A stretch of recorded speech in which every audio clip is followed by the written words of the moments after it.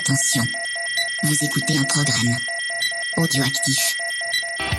Green flag waves. Good start from Maverick Vinales. He's got that fight absolutely flying. Marquez did not get away well. Oh, he's gone. He's gone. We lost sight of Marquez.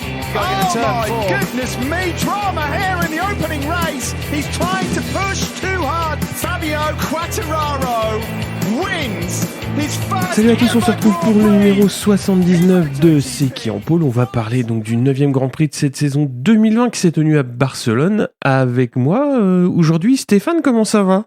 Hola, ¿qué tal? Muy bien, et tout? Muy bien, muy bien. Muy bien. On se croirait presque à Barcelone, t'as vu? Ouais, bah pas avec le temps en tout cas. Putain, ça caille. Il caille, il pleut. Ah, Marc, il y a un Grand Prix de France Superbike, donc il faut qu'il pleuve. Hein. Ouais, c'est ça. Tu peux pas avoir de Manicourt, tu peux pas avoir de Superbike à Manicourt sans pluie, c'est pas possible. Eh oui, c'est la tradition. Alors, on va démarrer cet épisode, évidemment, comme la tradition le veut, avec le gagnant des goodies pour justement cette pole à Barcelone. C'est Judy462 à qui je vais envoyer donc les goodies. Alors, les 3 précédents vont partir la semaine prochaine. Donc, ne vous inquiétez pas, ça va bientôt partir et ça va bientôt arriver du coup. Avant de parler de tout ça, on va passer quelques news. Alors, on va commencer avec les Moto 3, puisque Tony Arbolino, en fait, c'est Moto 3, Moto 2.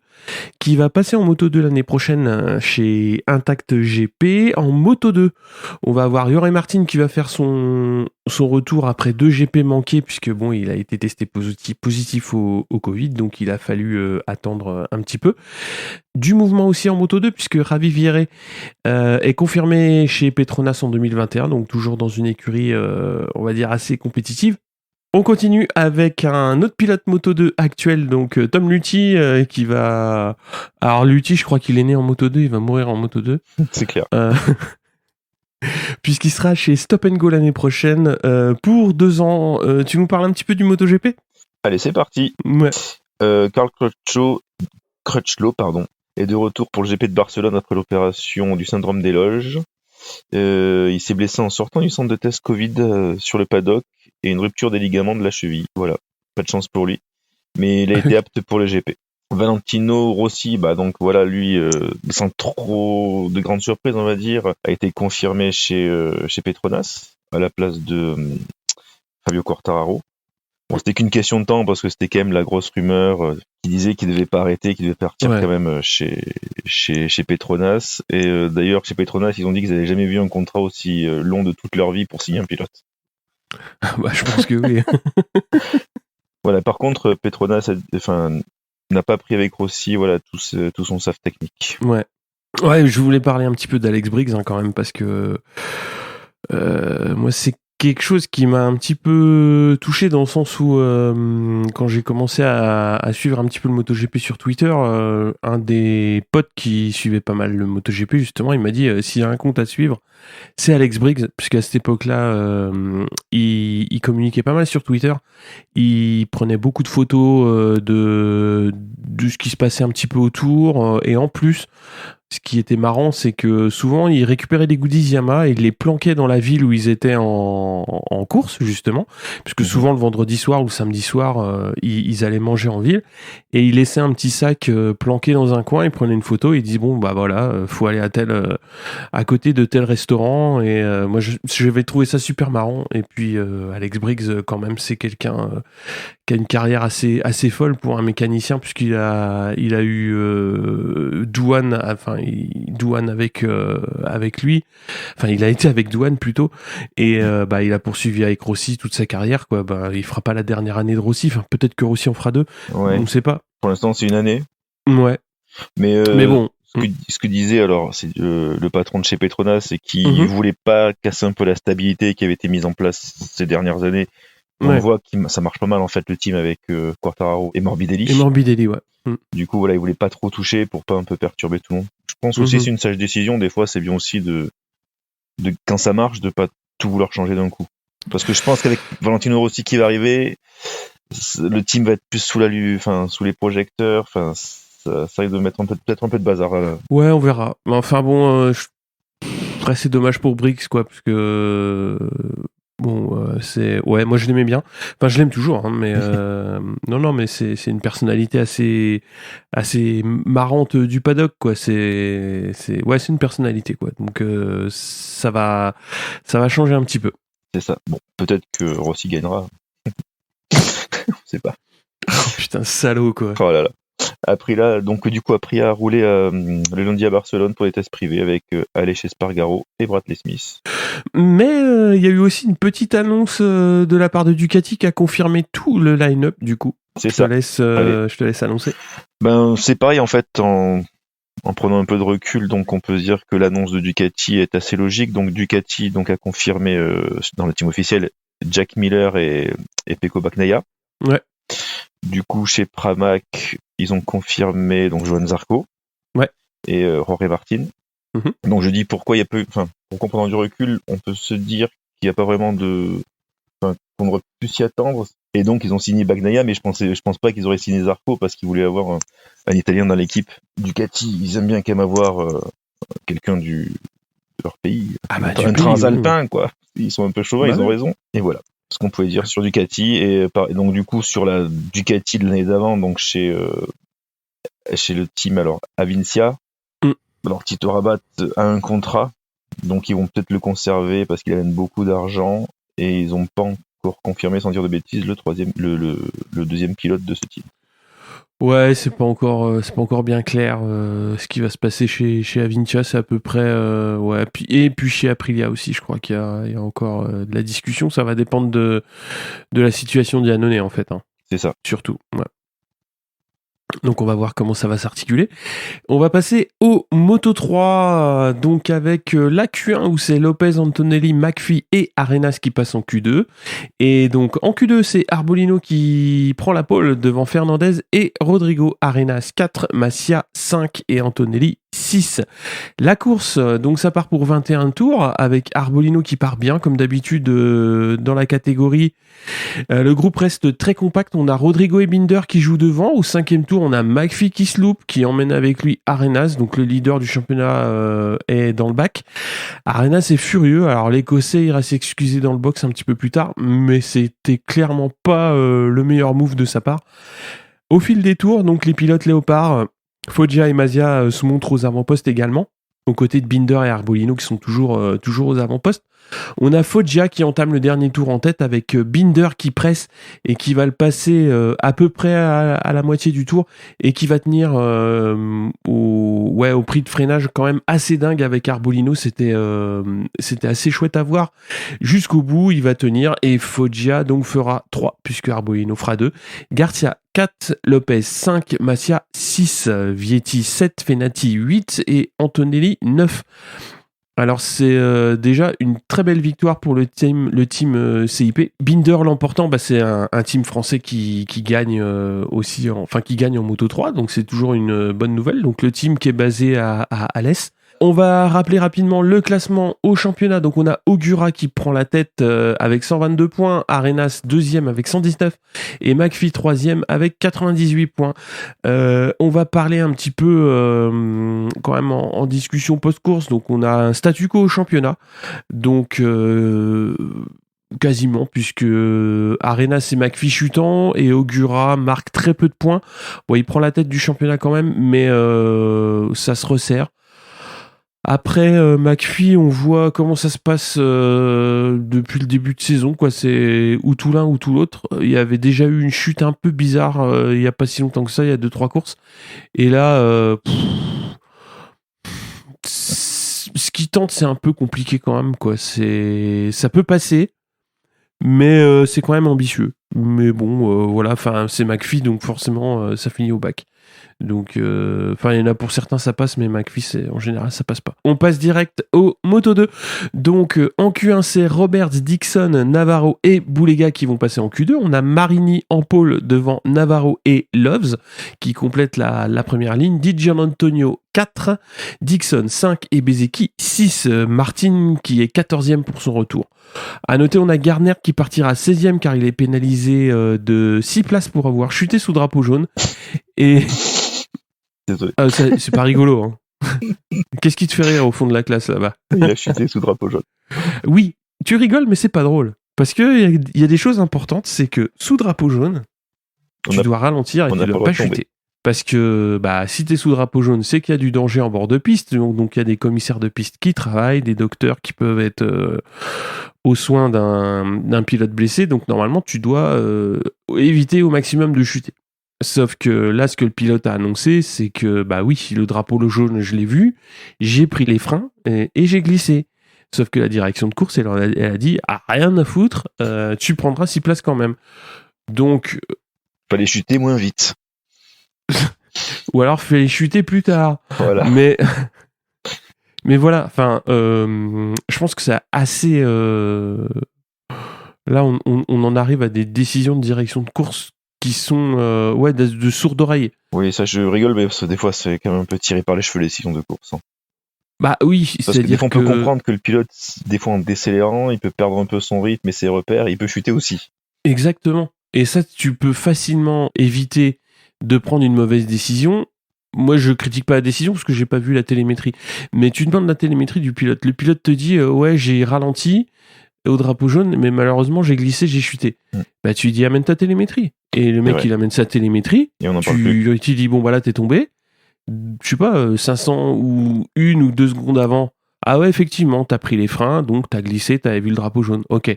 Bon on te met pas de pénalité. Non. C'est direct, on sanctionne et on discute pas. C'est ça. Parce que ceci étant, c'est vrai qu'il y a beaucoup de pilotes qui disent qu'ils aiment pas trop ralentir, même s'ils sont en tête dans les derniers tours et tout ça, parce qu'ils disent que s'ils ralentissent, ils commencent à perdre un peu de rythme, à perdre leur repère, et c'est là où ils peuvent chuter, justement. Bien sûr. Après, voilà, tout peut justifier. Hein. Mais le drapeau jaune, il est là pour certaines raisons. Il est quand même là pour protéger justement un pilote qui a chuté précédemment et les commissaires de piste qui, eux, faut le rappeler, ils sont en bord de piste, ils ont pas grand-chose pour les protéger. Non. Et un suraccident, ça peut être très grave. Donc le drapeau jaune, il est là pour ça. Et le pilote qui chute sous drapeau jaune, si effectivement il n'a pas respecté le drapeau jaune, c'est normal qu'il soit sanctionné. Mais s'il respecte le drapeau jaune en ralentissant sa moto et que malheureusement il chute quand même, le sanctionner, c'est un peu... je trouve que c'est un peu dommage. Ouais. C'est double sanction quand même. Là. Exactement. Quoi. C'est pas... bon, en ce moment, les doubles sanctions, ils aiment bien ça. Hein. C'est vrai. On va passer à la course. Donc, c'est Marini qui va partir très bien devant les 2 speed-up de Di Giannantonio et Navarro. On a Dalla Porta et Manzi qui s'accrochent au 3e tour et qui vont chuter. Devant, ça bouge pas trop. Alors, Loves va prendre la 3e place à Navarro. Derrière, Di Giannantonio et Marini. Pour voir de la bagarre, il faut regarder un petit peu plus loin la 5e place avec Roberts, Bastianini, Vieré et Canet. On a Dixon qui doit abandonner un petit peu plus tard dans la course. Bezeki glisse à la 12e place.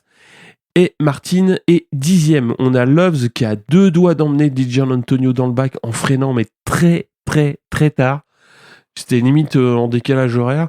Il réussira à le passer quelques virages plus tard. Et Loves donc va se retrouver à 1 seconde de Marini. Donc ça va être un petit peu chaud pour remonter.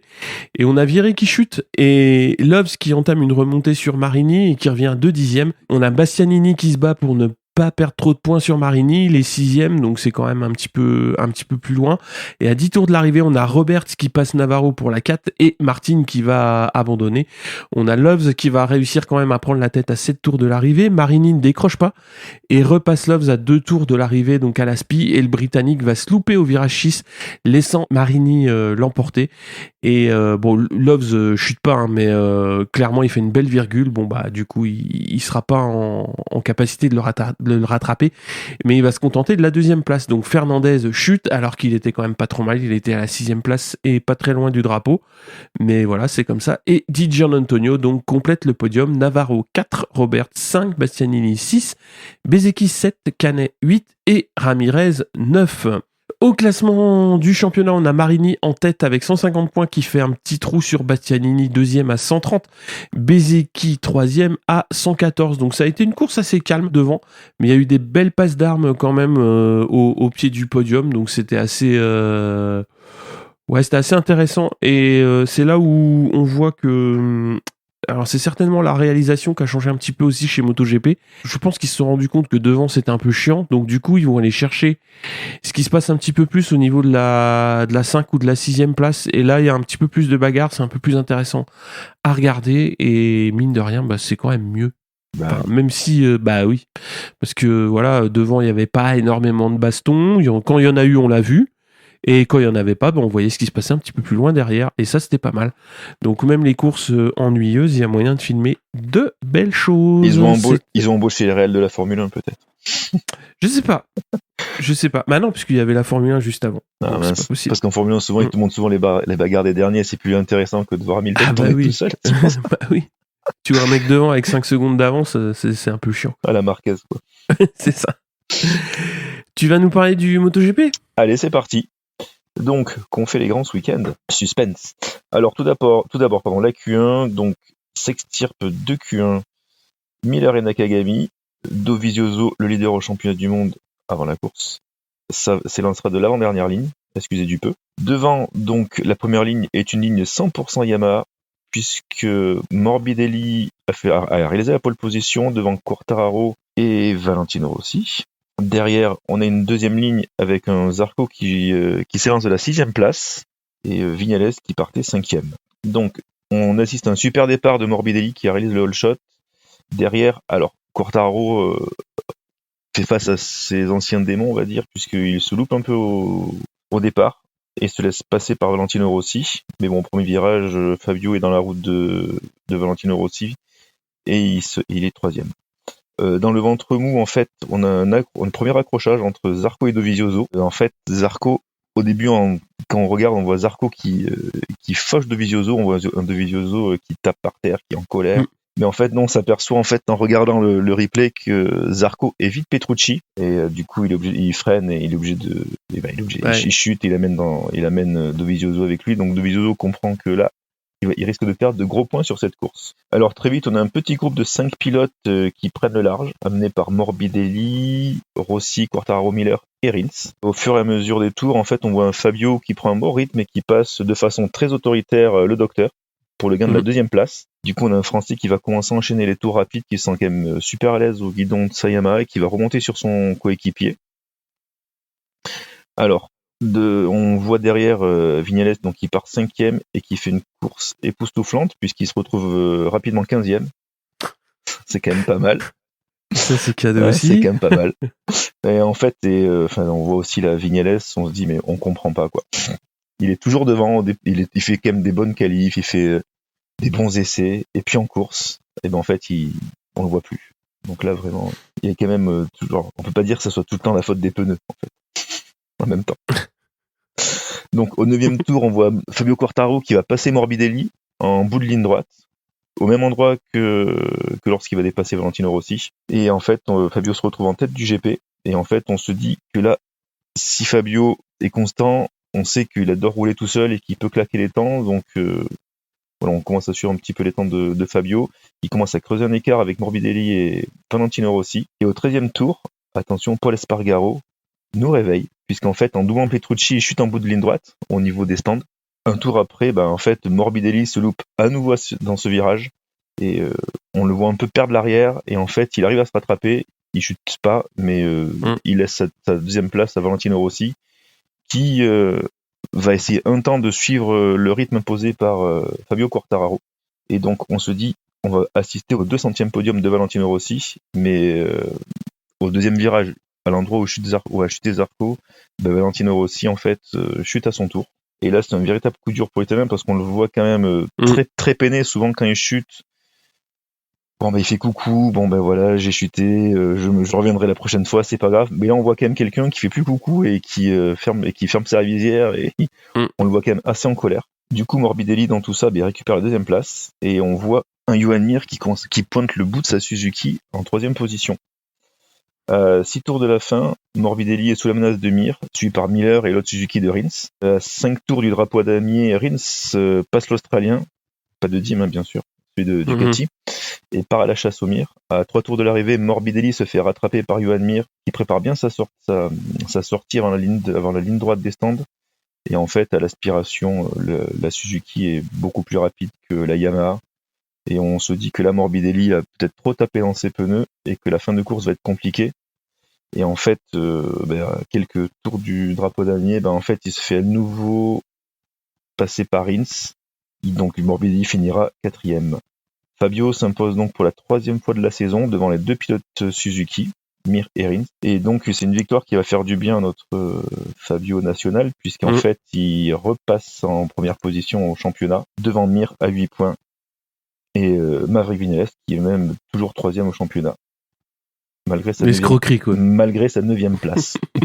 Donc encore une fois en fait on voit encore un succès de Fabio, mais on a quand même toujours le pincement au cœur de se dire que si on l'avait confronté à Marquez, quel aurait été le résultat de la course. Je pense que ça va être un peu le leitmotiv, ce qui va se revenir un peu à chaque cours de la saison, quoi. Bon, pourquoi ? Ah bah c'est toujours il y a pas le boss, donc derrière. On verra l'année on a quand prochaine, même un beau championnat, je trouve. Mais on se dit toujours voilà, donc il y a pas Marquez, et donc lui il a gagné. Ah non, bah oui. Tu penses pas, toi ? Non.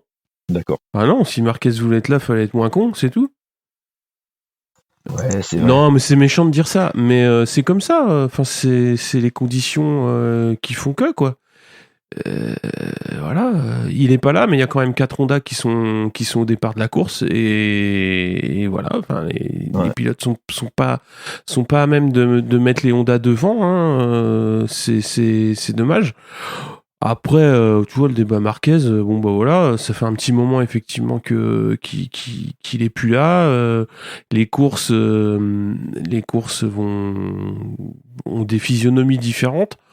Tu peux pas dire à chaque course, si Marquez avait été là, il aurait gagné. Peut-être oui, peut-être que non. Puis il est pas là de toute façon, donc la question se pose pas. Puis on reverra l'année prochaine. Hein. Franchement.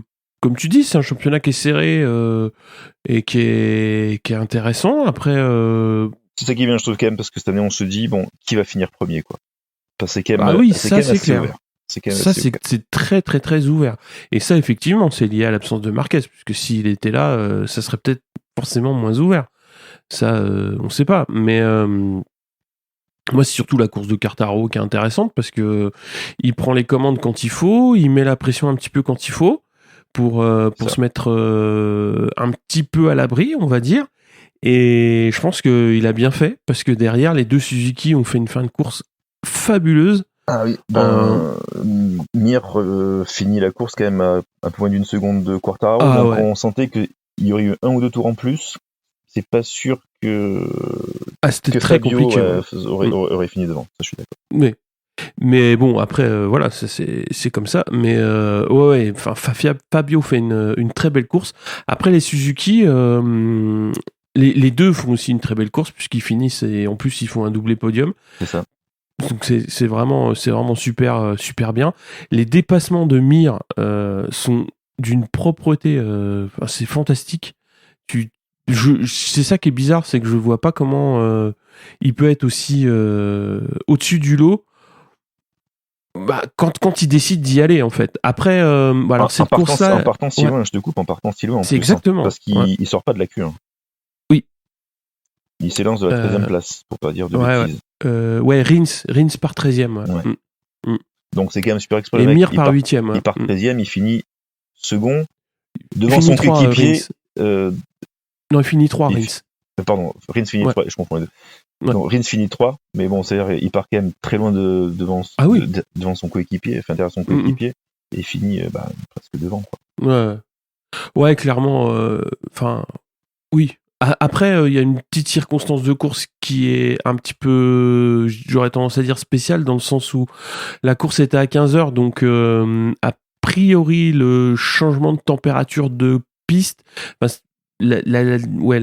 comment dire, le début de refroidissement de la piste, c'était pendant la course, donc ça a été un facteur qu'il a fallu gérer ou anticiper, ça on ne sait pas, et peut-être que les Suzuki l'ont mieux anticipé, mais c'est un facteur qui d'habitude se produit moins, et qui là, du fait de l'horaire un peu plus tardif, a priori joué dans ce point-là. Mais après, c'est pareil, ils étaient tous au courant qu'ils partaient à 15h et pas à 14, quoi. Je suis d'accord. Mais après, je suis pas trop d'accord, parce qu'en fait, souvent les Suzuki, elles ont un peu de mal en qualif, mais tu vois qu'en fait, ce sont des motos qui doivent pas trop user la gomme, finalement. Ouais. Et en course, ils font des remontées propres et finissent toujours soit sur le podium, au pied du podium. Et je trouve qu'ils font toujours des courses intéressantes, en fait. Ils ont une moto assez bien née, en fait, comme bon châssis. Bah oui, puis elle est performante dans le sens où c'est pas la moto la plus faux folle avec le meilleur moteur, mais en fait je trouve que le package est intéressant. Et surtout quand on voit que Mir réussit quand même à faire des très belles courses pour sa deuxième saison, quoi. C'est là, il en est à 3 podiums d'affilée, savoir qu'en Styrie il fait 4 et le Grand Prix d'avant il fait 2, donc c'était quasiment 5 podiums d'affilée, ça fait 5 top 4 d'affilée. Donc ça commence à être d'une part performant et aussi régulier. Donc c'est très très intéressant comme package, ouais, comme tu dis. Il est quand même à 40 points devant son coéquipier. C'est un peu plus régulier parce qu'il y a eu des chutes et un peu plus de chutes. Mais bon, là, faut qu'il s'il se remet dans le bon sens après cette course-là, déjà il peut se replacer un petit peu mieux au championnat. Ça peut être intéressant. Parce que finalement, Mir est qu'à 8 points de Quartararo, c'est-à-dire que Quartararo, s'il a eu de mésaventures et si Mir fait une course, même s'il marque pas des gros points, ben, il peut se retrouver en tête du championnat. Ouais, clairement, hein. Tout à fait ça. Ouais. Non, mais moi, en tout cas, ce que j'ai bien aimé, c'était qu'on a vu un Fabio quand même assez autoritaire sur la piste. Oui. Oh oui, les deux dépassements qu'il fait sur le premier sur Rossi et le deuxième sur Morbidelli. Rossi, je trouve. Ouais. Bah, c'est très très propre, c'est une aspi en bout de ligne droite. C'est ça. Et il n'y a rien à faire, quoi. Non, on voit qu'il prépare bien quand même sa sortie du dernier virage.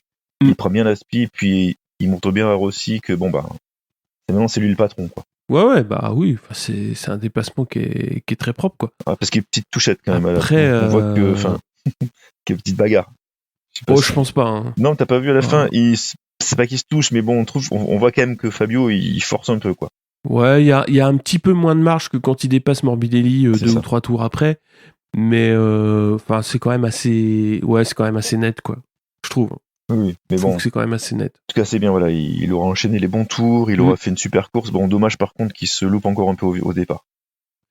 Oui. Pourtant, il avait dit la dernière fois que pour le deuxième, pour Misano 2, ils avaient un peu changé certains setups, certaines façons de faire. Là, finalement, bon, je sais pas s'ils ont gardé cette méthode ou s'ils sont revenus à l'ancienne, mais c'était pas concluant. Ouais. Après, qu'est-ce qu'il y a d'autre comme chose à dire ? Il y a quand même le crash du premier virage. Le crash du premier virage. Du deuxième virage, quoi.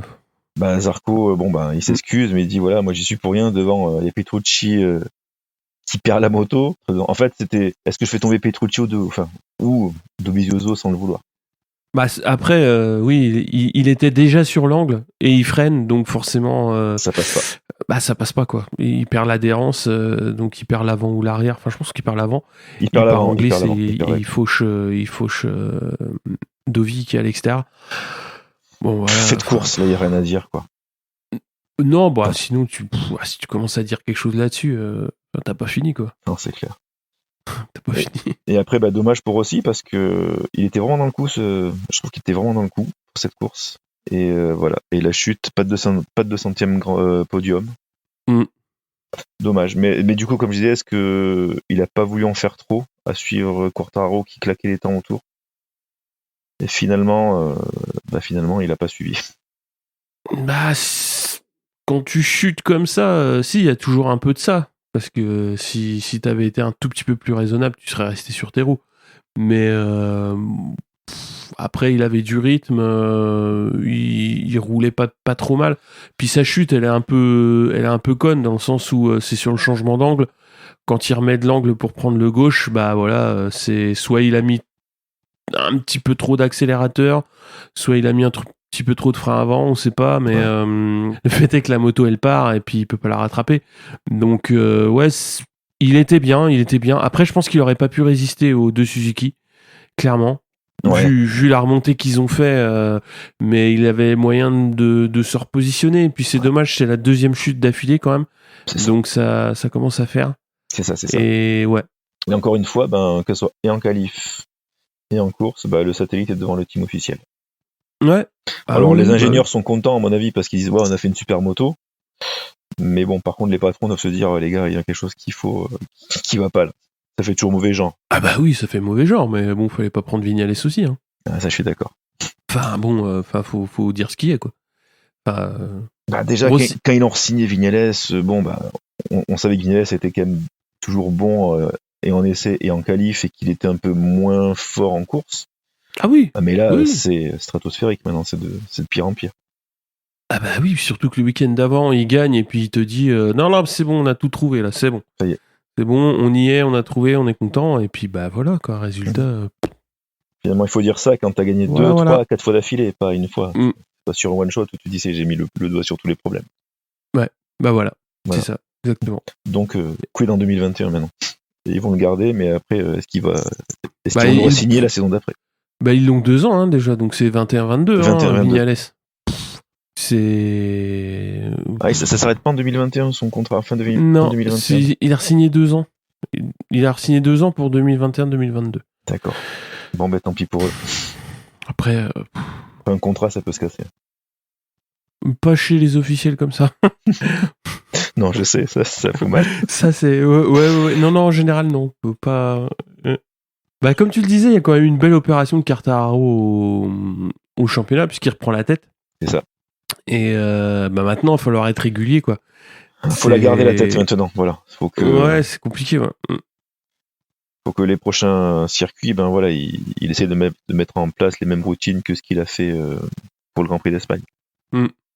Ouais, déjà au Grand Prix de France, ça peut être sympa. Ouais, attention, parce que c'est toujours pareil. On a vu Zarco au Grand Prix de France qui avait fait la pole position, si je dis pas de bêtises, quand il était chez Tech 3.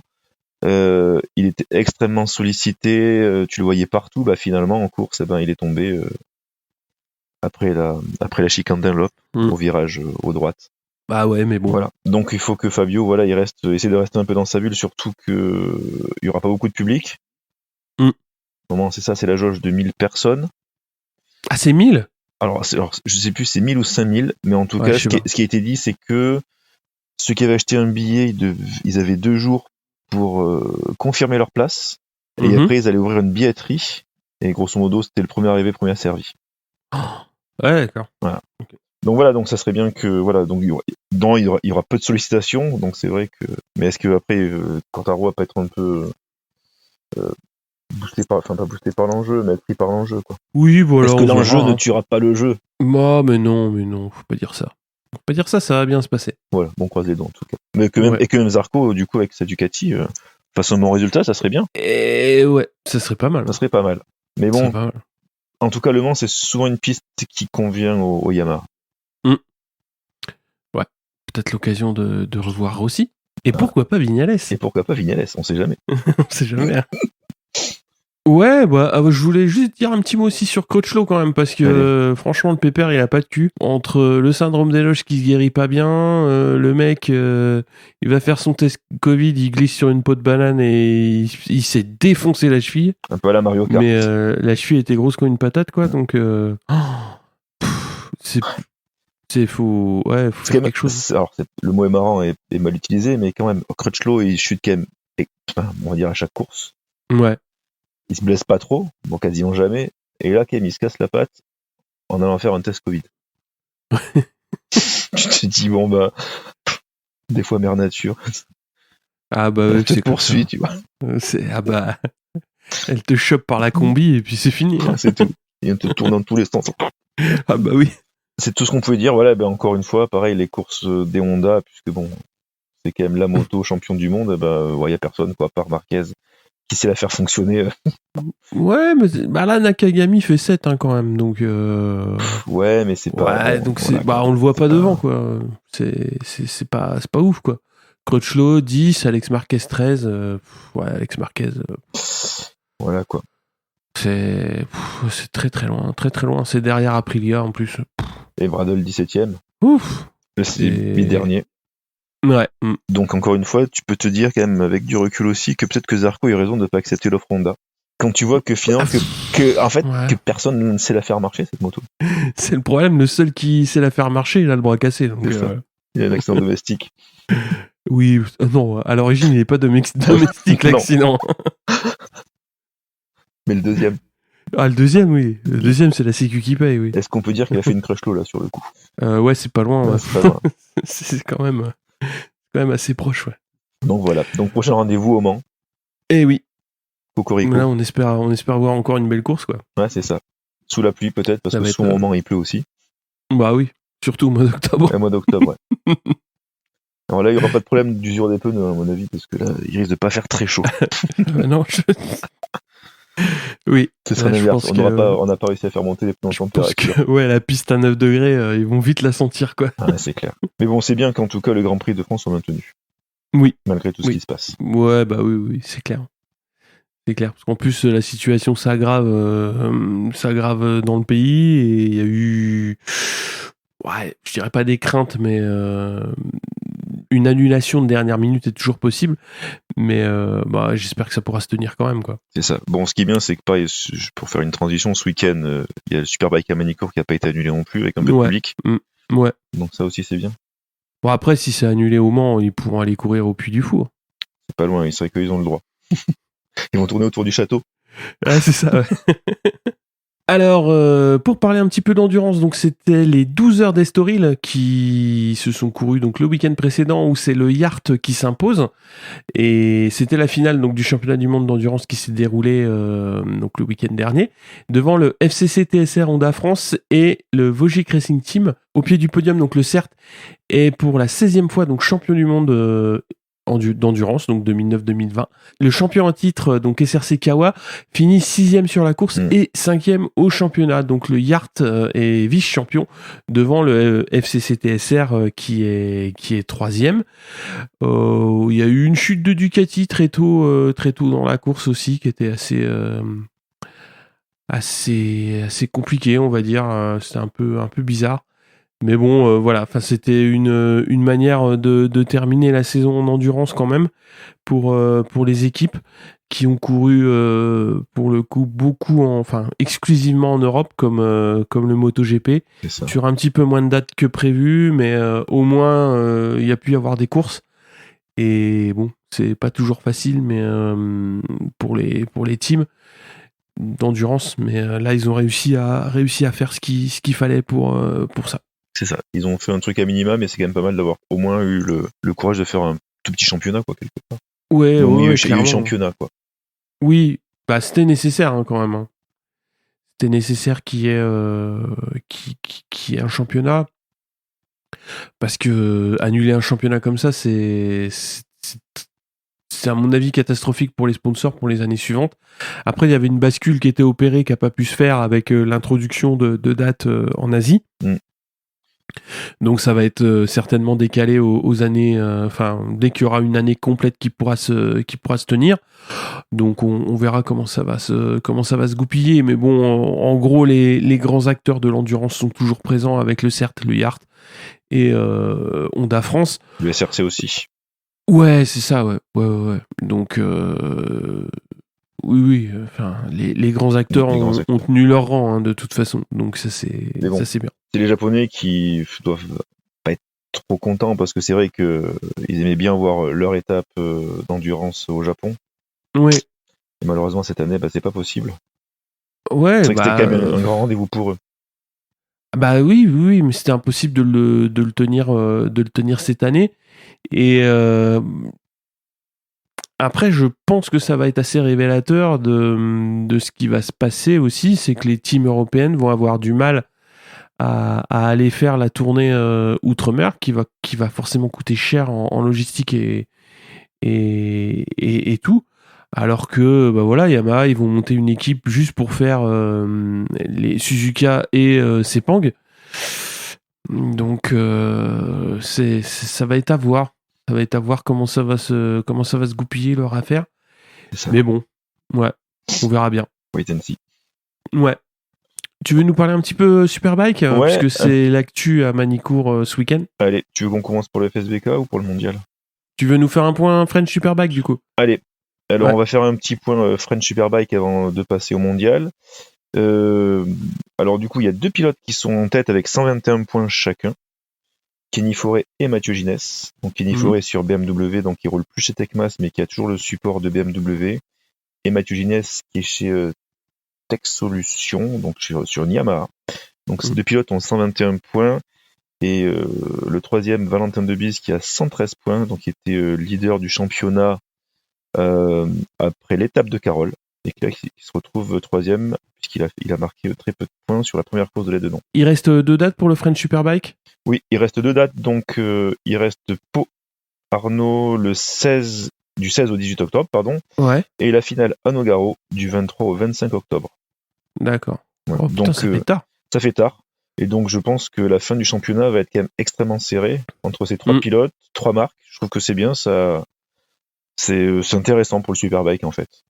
Ah ouais, bah ça fait de la bagarre, ça fait de la concurrence. ça fait 3 teams, 3 motos différentes. Les 3 pilotes ont quand même très peu de points d'écart, avec 2 pilotes qui ont le même nombre de points d'ailleurs, les 2 premiers. Donc voilà, donc vivement le prochain meeting. Ouais. On parle du mondial ? Ouais, vas-y. Se tient ce week-end le mondial Superbike à Magny-Cours. Donc dans la catégorie 600, donc la catégorie il y a quand même beaucoup de Français. Donc Jules Cluzel, qui est toujours convalescent, ne courra pas ce week-end et il pourrait revenir pour la dernière course au Portugal.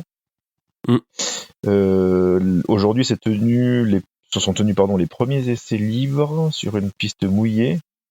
Et donc les pilotes du team GMT 94 ont brillé, puisque Kyle Smith, qui remplace Jules Cluzel a fait le meilleur temps. Et alors Corentin Perolari par contre se classe 19e. Mais alors j'ai pas vu s'il y avait eu s'il avait beaucoup tourné, ou s'il y avait un petit problème, ou s'il avait fait des réglages, ou voilà. Mais en tout cas voilà, ça peut être bon pour la course si en tout cas un des 2 pilotes déjà et aux avant-postes, parce que s'il pleut pendant les courses, voilà, on peut se dire qu'il y en a un des 2 qui a déjà préparé sa moto. Ah bah Kyle Smith, de toute façon, on l'avait vu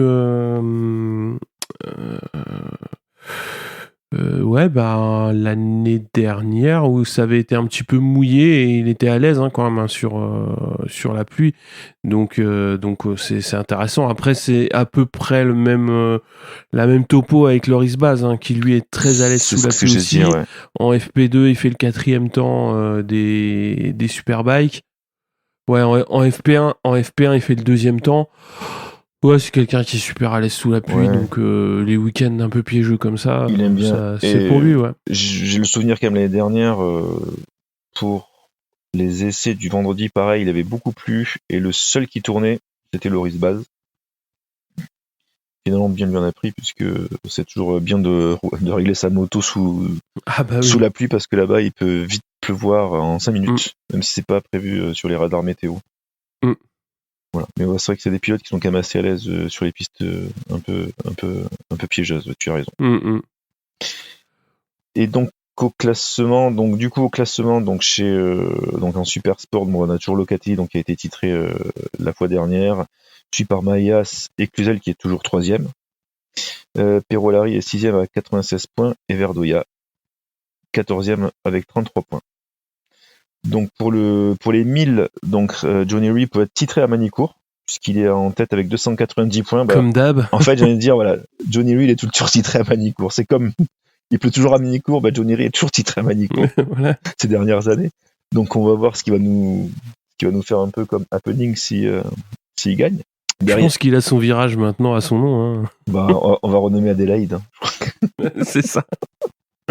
Et voilà, donc du coup Scott Redding sur la Ducati est toujours second avec 239 points, suivi par Davis qui a 188 points, et Loris Baz est 9e et 2e des indépendants.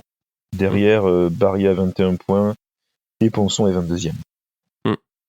Voilà, donc c'est pareil, donc dans les news un peu du Superbike, Johnny Rea, donc il peut être titré, et il dit que l'année prochaine il voudrait quand même avoir une nouvelle moto.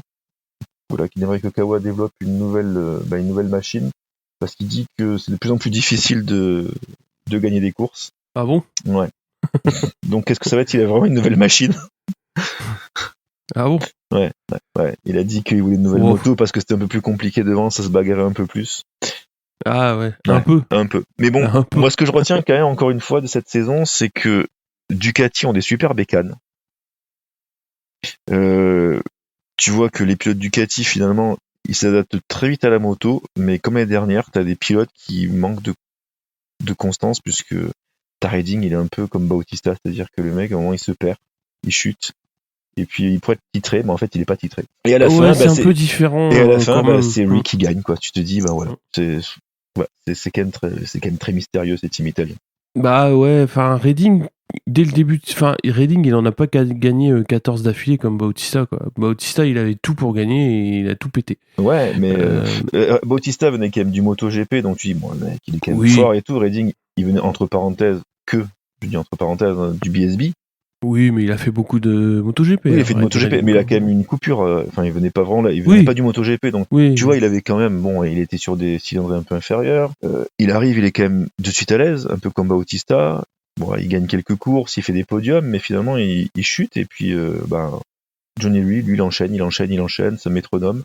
Et il va encore faire. Et voilà, il est parti pour un 5e titre. Ouais, oui, mais le 5e titre. Combien 5e ? Non. Plus. Ah oui, il en a déjà 5. Hein. Ça serait son 6e. Son 6e titre. Ouais. Pouah, ça fait beaucoup. Hein. C'est beaucoup. Il est quand même fort. Ah bah oui, il est fort. Hein. Ça, c'est sûr. Mais il veut une meilleure moto encore. Il a qu'à prendre une Honda, tiens. C'est ça. En fait, blague à part, c'est là où tu devrais dire, voilà, Jonathan Rea, il a tout gagné avec Kawa. Est-ce qu'il s'en serait pas un défi de dire, voilà, maintenant, je vais montrer aussi que je peux, alors, peut-être pas gagner de suite avec notre machine, mais porter un team et puis un team constructeur comme Honda. Et dire, voilà, je vais les pousser et puis développer une moto et puis gagner avec. Bah ouais, c'est à voir. C'est lui qui a les cartes. Hein. C'est lui qui a les cartes. Ce serait pas mal. Hein. Effectivement, ce serait pas mal. C'est vrai qu'on attend toujours ça près d'un pilote, se dire, voilà, maintenant, t'as tout gagné avec ce team. Ok, tu restes dans ton élément, voilà, tu restes dans ton confort, mais bon. Tu dis pourquoi partir si tu gagnes, mais au moment tu dirais pars et montre ce que tu peux faire ailleurs, quoi. Ah oui, bah non. Mais non. On a fait le tour, alors on va vous retrouver dès le prochain GP, donc après le Grand Prix de France. Alors surveillez bien le jeu pour la pole à Oman, puisqu'il va y avoir un petit peu plus de lot que d'habitude grâce à la bécannerie, hein, puisque tous les ans on a une dotation un petit peu plus importante pour le Grand Prix de France, donc il y aura certainement casquette, t-shirt, etc. Mais donc surveillez le Twitter, ça va être lancé comme d'habitude le jeudi avant le Grand Prix, enfin le jeudi, le jour de la conférence de presse. Même nous, on peut donc jouer. Surveillez bien, hein. On peut jouer. Ah toi tu peux pas jouer, non. Sinon c'est tricher. Ouais. Sinon c'est tricher. Même sous un pseudo Ducati 75. Ah bah si tu joues sur un pseudo, je saurais pas que c'est toi. Mais... ouais, allez, sur ce, on se dit à très bientôt. Salut Steph. Salut Cyril, salut à tous. Salut à tous. À la prochaine.